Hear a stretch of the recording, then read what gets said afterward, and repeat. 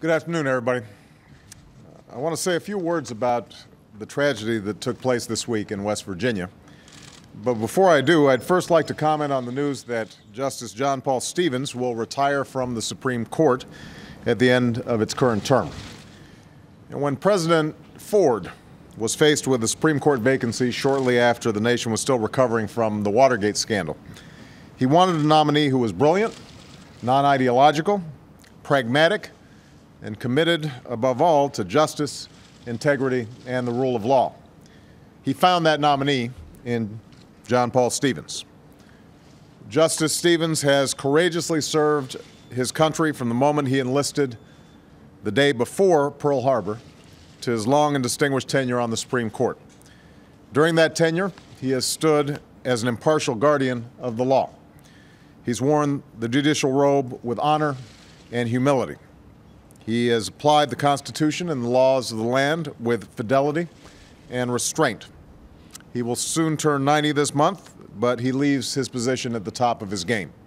His leadership will be sorely missed, and I just had an opportunity to speak with him and told him on behalf of a grateful nation that I thanked him for his service.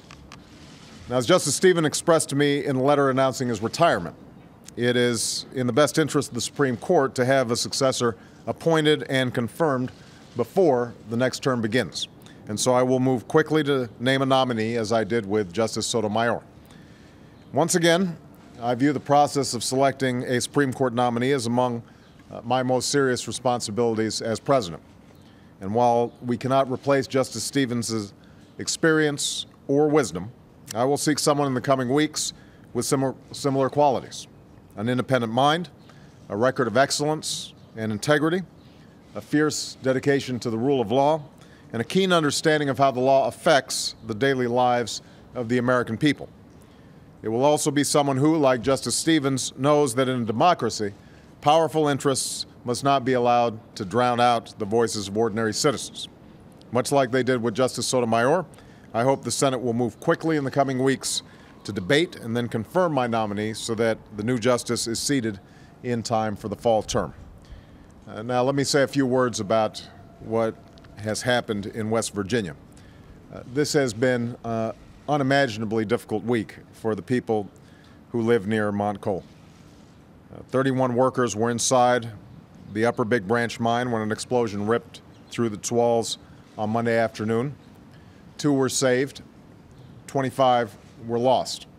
And for the 4 who remain missing, we are praying for a miracle.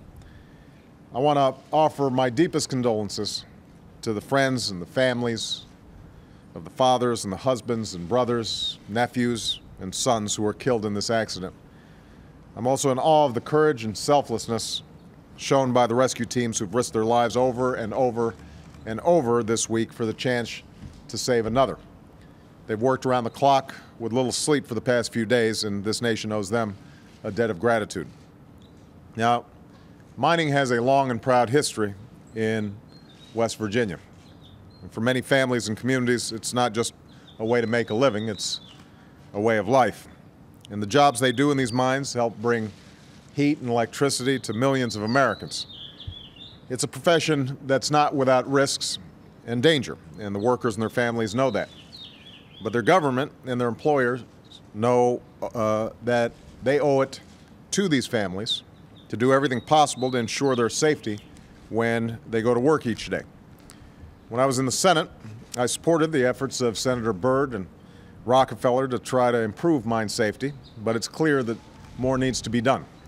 And that's why I've asked my Secretary of Labor, as well as the head of Mine Safety and Health Administration, to give me a preliminary report next week on what went wrong and why it went wrong so badly, so that we can take the steps necessary to prevent such accidents in the future.